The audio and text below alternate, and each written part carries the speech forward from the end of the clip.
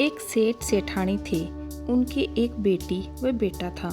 बेटी का नाम दोदाबाई था। घर में खूब धन धान्य था। एक दिन सेठ सेठानी चल बसे।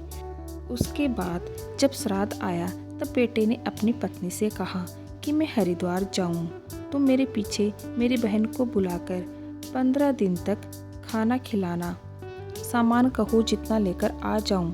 घी के डिब्बे, चावल का कट्टा आदि सब सामान घर लाकर रख दिए। वह हरिद्वार चला गया। भाभी बोली कि मेरी बहन का नाम पौधा व इनकी बहन का नाम धोधा। धोधा को भोजन न करवाकर पौधा को भोजन करवा दूं। वह पौधा को 15 दिन तक का भोजन करने के लिए कहकर आ गई। धोधाबाई को काम करने व आटा पीसने के लिए बुलाया। धोधाबाई लकड़ी की भारी लेने के लिए रोज आती थी। उसी से उसका गुजारा होता था। परंतु भाभी ने काम के लिए बुलाया तो उसने लकड़ी की भारी लाना छोड़ दिया। बच्चे कहने लगे, तुम तो ननियाल चली जाती हो, हमारे लिए राब बनाने के लिए आटा कहाँ से लाओगी। माँ बोली कि मैं आटा पीसने जा रही हूँ। वहाँ से आटा छानने से हाथ भरेंगे व कपड़े भरेंगे। मैं घर आकर हाथ व कपड़े झटकूंगी। उससे जो आटा निकलेगा उस आटे से राब बनाकर पिला दूंगी। भाभी ने दिन भर आटा पिसवाया, फिर कहा कि श्राद्ध का काम है, इसलिए कपड़े झटक कर व हाथ धोकर जाना। माँ घर गई तो उस दिन बच्चे भूखे ही सो गए, क्योंकि न तो कपड़े झटकने से आटा निकला और न ही हाथ से। लकड़ियाँ की भारी से भी गई, नहीं तो लकड़ियाँ बेचकर भी काम चला लेती। थोड़े दिन हुए कि भाभी ने कहा कि बाईसा, आपके माँ बाप का दिन है, जो रसोई बनाने के लिए आना। बच्चे बोले कि माँ, उस दिन तो भूखे सोए, आज भी क्या भूखा रखेगी। माँ बोली नहीं, आज नाना नानी का श्राद्ध है। नाली के आगे कुल्हड़ियाँ रख देना। चावल व आटे से भरे हाथ धोऊंगी तो नाले से कुल्हड़ियाँ भर जाएगी। उस पानी से शाम को घर आकर राब बनाकर पिला दूंगी। लड़का आकर कुल्हड़ियाँ रख देता है। अब भाभी धोधाबाई से कहती है, बाईसा, श्राद्ध का काम है, इसलिए चावल को बर्तन में धो लो व आटे के हाथ भी बर्तन में धो लो। नाली में हाथ मत धोना। बाईसा ने रसोई बना दी। ननद बोली, जाऊं भाभी। भाभी बोली, हाँ जाओ, पर पेड़ हिले तब भोजन करने के लिए आ जाना। नदी के किनारे जाकर वह बैठ गई। पेड़ हिला नहीं और वह भोजन करने के लिए गई नहीं। शाम होने से वह घर गई तो बच्चों ने कहा कि माँ, नाली में पानी तो आया ही नहीं। वह बोली, क्या करूँ बेटा। मामी ने हाथ बर्तन में धुला दिए। धोधाबाई जाती जाती नदी में से 7 कंकर लाई, हांडी में डालकर चूल्हे पर रख दिया। बच्चे बोले कि माँ, भूख लगी है। माँ बोली कि बेटा, उबले जब डालूं। बच्चों को रोते रोते नींद आ गई। वह स्वयं भी रोई। आज मैंने गलती की। लकड़ियाँ की भारी लेकर आती तो बच्चों को चना लाकर राब करके पिला देती। इस तरह बिलखती बिलखती उसे नींद आ गई। इधर पितरों की अमावस्या आई। वह खूब रोने लगी। हरिद्वार में भाई तर्पण कर रहा था तो उस समय पानी में रक्त की बूंदें गिरने लगी। भाई ने ब्राह्मण से पूछा, ये क्या हो रहा है। ब्राह्मण ने बताया कि तेरे तन की स्वामिनी कल्पी है, इस कारण पानी लाल हो गया है। वह बोला, नहीं, मैं पत्नी को कहकर आया हूँ कि 15 दिन तक मेरी बहन को भोजन करवाना। महाराज, यह बात आपकी झूठी है। महाराज ने कहा कि नहीं माने तो तेरी इच्छा, बात तो यही है। भाई तर्पण करता करता उठ गया। वापस घर आते समय रास्ते में रात हो गई। वह एक पीपल के पेड़ के नीचे सो गया। पीपल के ऊपर से सारे पितर बात करने लगे। कोई कहने लगे कि मैंने तो लापसी खाई, किसी ने कहा चक्की खाई, तो किसी ने कहा कि घेवर खाई, पर सेठ सेठानी नहीं बोले। सभी पितर ने मिलकर कहा कि आपने क्यों नहीं बोला, आपके घर में तो बहुत धन है। तब सेठ सेठानी ने कहा कि धन तो बहुत है, परंतु मेरी सवासनी ने भोजन नहीं किया, इस कारण हमको कुछ भी हाथ नहीं लगा। वह भाई नीचे सोता हुआ सुनता रहा। सारे पितर बोले कि हम सब मिलकर आपकी बेटी के यहाँ धन करने चलते हैं।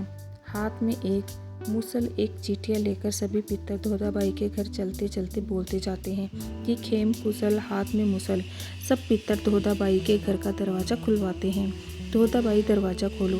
वह नींद में बोली कि मैं व मेरे बच्चे भूखे सो रहे हैं, मैं नहीं खोलूँ।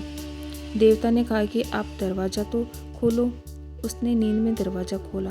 पितर चींटियों लेकर चारों ही कोने में घूमे। 4 चरु धन के निकले। एक चींटियों उसको दिया और कहा कि सुबह नहा धोकर चौका बर्तन करके यह चींटियों कढ़ाई में घुमा देना, तेरे मन पसंद का भोजन बन जाएगा। तुम और तेरे बच्चे भोजन करना। पितरों ने कहा कि तुम कल अपने घर में नाना पड़वा श्राद्ध करना और तुम ब्राह्मण भोजन करवाना, तेरे आनंद ही आनंद हो जाएगा। सुबह दिन उगते ही वह उठी। 4 ही कोने में 4 चरु धन के भरे पड़े थे। फिर उसने नहा धोकर चौका बर्तन किया, कढ़ाई में चींटियों घुमाया तो सालना व 36 भोजन हो गए। फिर स्वयं व बच्चों ने भोजन किया और मन में सोचा कि पितर ने कहा कि नान श्राद्ध करना, नान श्राद्ध में पैर वालों को भोजन करवाना जरूरी है। फिर वह भाई भाभी को भोजन करने का कहने गई। उधर से उसका भाई भी घर पहुंच गया। दोदाबाई ने भाभी से कहा कि मैं नान श्राद्ध कर रही हूँ, जो मेरे घर आप भोजन करने के लिए आना। भाभी ने कहा कि हाँ आ जाऊँगी, लेकिन मैं अकेली नहीं हूँ, मेरे तो बहुत बड़ा परिवार है। बाईसा ने कहा कि सभी को लेकर आप जरूर आना। नान श्राद्ध के दिन भाभी ने सभी से कहा कि चलो खाना खाने चले। कल तो वह भूख से मर रही थी, लेकिन आज सभी को खाने के लिए न्योता देकर गई है। भोजन नहीं कराएगी तो मेला देखकर तो आएंगे। दोदाबाई को पितरों ने कहा। जैसे जैसे चींटियों घुमा दिया, जिससे खूब सारा भोजन बन गया। भाभी के परिवार ने खूब भोजन किया और खूब मौज मस्ती की। वह भोजन करके घर गए। दोदाबाई तो घर की साफ सफाई कर खा पीकर सो गई। दूसरे दिन भाभी के घर से बुलावा आया, बाईसा आप सभी खाना खाने के लिए आना। दोदाबाई बच्चों को समझाकर लेकर गई। ननियाल में भोजन नहीं करना, जेब से मेवा निकाल कर खाना। बाईसा खाना खाने के लिए गए। भाभी ने बाजोट बिछाया, गादी बिछाई, थाली में अच्छा अच्छा भोजन परोस कर लेकर आई। बाईसा ने कहा कि एक थाली और लेकर आऊं। भाभी बोली कि ज़्यादा खाना नहीं परोसा है, इसमें से क्या निकालोगे। बाईसा आप तो भोजन करो। वह अपने सारे गहने उतार कर खाली थाली में रखती है और कहती है कि भोजन करो मेरे हार, भोजन करो मेरे डोरा कंठी, भोजन करो गोखरू चूड़ी, भोजन करो मेरे पूंजी अंगूठी। बच्चे भी जेब से मेवा निकालकर खाने लगे। भाभी कहने लगी कि भानु सा पागल हो गए हैं, यह क्या कह रहे हैं। ननद बोली कि हाँ भाभी, यह पागल हो गए हैं। आपने तो मेरे गहने को भोजन करने के लिए कहा, हमें भोजन करने के लिए नहीं कहा। वही दिन थे, माँ बाप के श्राद्ध पर बर्तन में हाथ धुलाए। आज ये दिन है।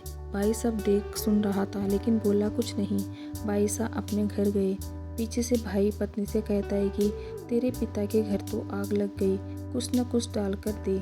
खाने के लिए दाना नहीं है, पहनने के लिए कपड़ा नहीं है, मैं पहुंचा कर आऊं। वह बोली गाड़ी लाओ, उसमें सामान भरवा दूं।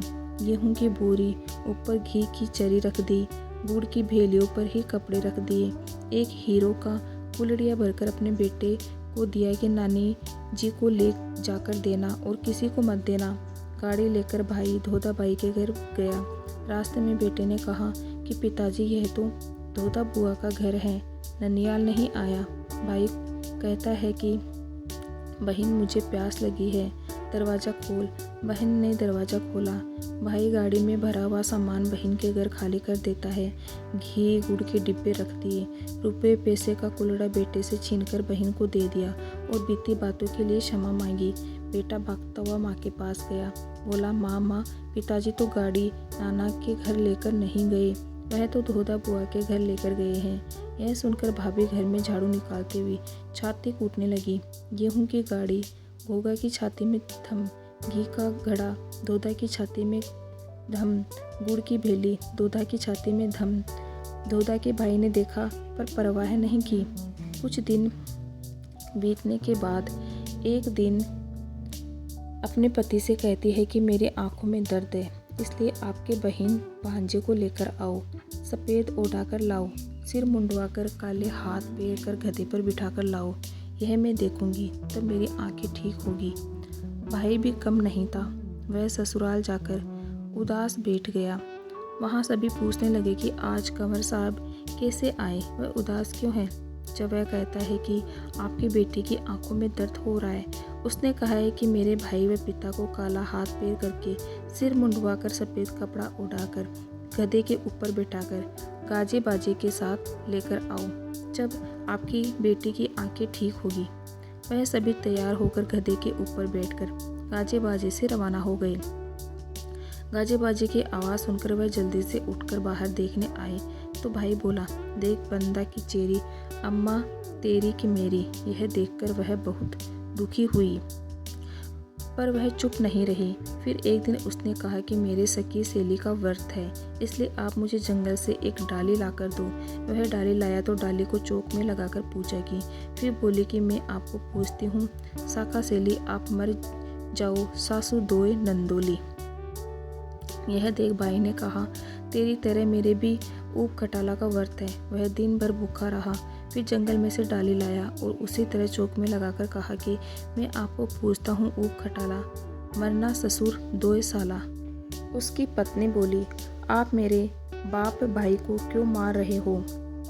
तब वह गुस्से में लकड़ी लेकर चोटी पकड़कर धमकाता है कि तुम कहती हो कि मेरी बहन को 15 दिन तक श्राद्ध में भोजन करवाया, तुम इतनी झूठ क्यों बोली?